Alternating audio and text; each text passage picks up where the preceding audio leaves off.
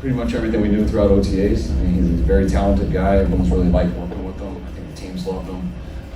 He's doing some good things out there and getting more and more comfortable each day.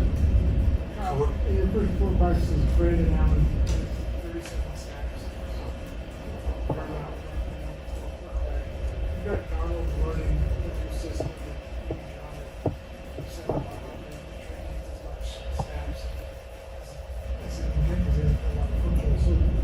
Why are so many snaps going to number 4? 2 of the days he's the number 3 quarterback. Right. Overall, even 37 snaps. Yeah, I mean, you think that is? Well, based on your previous training. Yeah, well, he earned him in OTAs. Did a good job in OTAs, and like today, he was the 3rd quarterback, so he got all the 3 reps. 2 of these 4 practices, which is a good amount.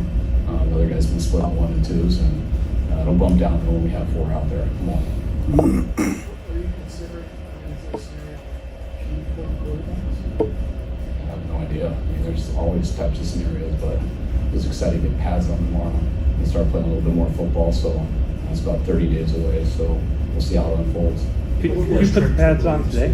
What's that? You put the pads on today? No, oh. Not allowed to. Till you got to get 4 practices in before we do it.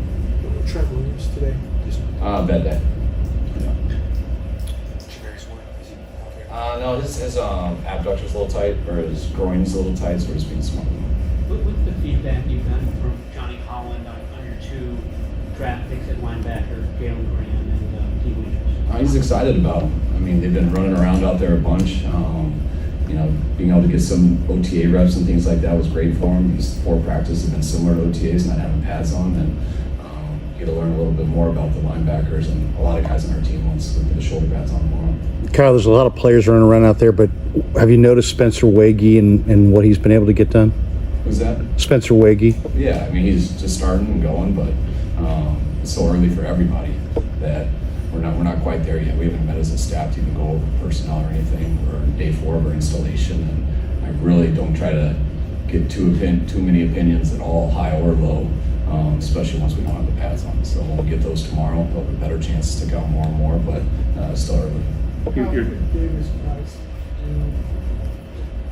improve after his rookie year? Have you seen steps? Yeah, I think he's already done it. I mean, I think he's taken a huge jump since last year. I mean, just the conditioning that he put in phase 1 and 2, when he did these 40 days away, just how good he was the first day we saw him in terms of his stamina, how he's running, understanding the offense, what we want out of him more. I thought he had a great OTAs, and he's come back and he's going to have a better training camp. Was he swimming a little bit in the system last year? Yeah, I mean, lots of guys are when they get in.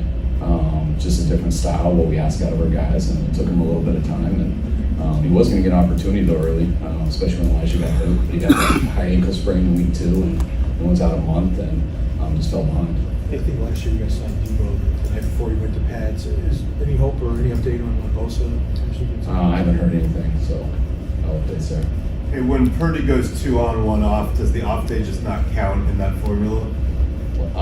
No, he's supposed to take 2 days off, so that's why it's perfect for him. He gets the off day, and then he gets the 1 off today, and now he'll throw 2 days in a row. So does he go 2 on, 2 off? For a certain amount of days, and he flips 1. I think we do that like 6 days from now. Cool. It's a thought-out plan. I don't have to memorize it because it's all on paper. But yeah, it is 2 off because he gets the off day and he never starts to load it. How valuable is it to have your father here taking a look at it and putting another set of eyes, a guy obviously you trust? I always love having my dad around. I mean, it's good to see him, spend time with him. I love that, you know, my son's here, my nephew, so it's good that he can hang around them a little bit. And he loves watching football, so it's nice to talk to him a little bit at the end of the night instead of getting a bunch of texts. It's a little easier, and it's nice to be able to have a beer with him at the end of the night too. Is the plan to give Christian the day off the same day you give Brock the day off? No. During the offseason, Steve Welch and some of the defensive players talked about there were opportunities or would be opportunities maybe to be more aggressive and blitz more defensively than in the past. How involved do you get in that as far as, you know, trying to find that right balance or, you know, direct Steve and the defensive staff in the right direction of, you know, how much is just right and how much is too much? That's stuff we talk about all the time, and we all have philosophies and stuff, and Steve knows mine. I have a pretty good idea of his, and those are the things you discuss throughout interviews and things like that.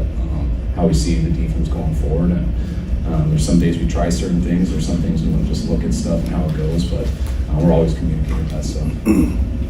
What are your early impressions of Brock in practice? I think he's done great. I mean, he's come back, he's had no arm troubles, he's been totally healthy, and I think he's getting all his timing back, his rhythm. I was really impressed with him in his 2 practices. Eric Armstead was telling us the other day that he thought Coach Kasurk has actually mellowed a little bit. You think so? Yeah, I'd say so. I mean, not to be confused with being mellow. Yeah. But I think he's mellowed a little bit. Maybe it's because it's hotter out there. He's going to pass out if he keeps going like this all the time. But we mess with him enough. His players know how he is, and he's always going. So don't get that confused with being mellow. Take 3 more. I've seen Drake Jackson, running backs 20 years now, plays on staple of the defense, but I mean, is that an example of his athleticism? I mean, that just happens every time that an inside linebacker blitzes and you're in scat protection, the back goes, the DN has to peel. So that's just all of football, whoever that is. Kerry Hyder got caught in it a couple days ago. He did on Christian an awesome job on him. So that's just an unfortunate situation that when defenses call those blitzes, they're praying that's not the offensive play call, and sometimes it happens, but that's never something that people want to happen, but something you got to deal with it if the plays match up. As part of Brock's ability to come back quicker, just all of the preparation he does off the field. Yeah, I mean, Brock's just so detailed and committed in everything he does. So he didn't miss one day. I mean, every rep that he takes to get better in his health, and he's just delivered in everything he does. How committed he was to doing that, to being here, to going down to Florida, to being in Arizona. Brock, if he was going to have a setback, if something went wrong, it was the only way we felt he wasn't going to be ahead of schedule by what he does. You guys good? All right, thanks, guys. Thanks.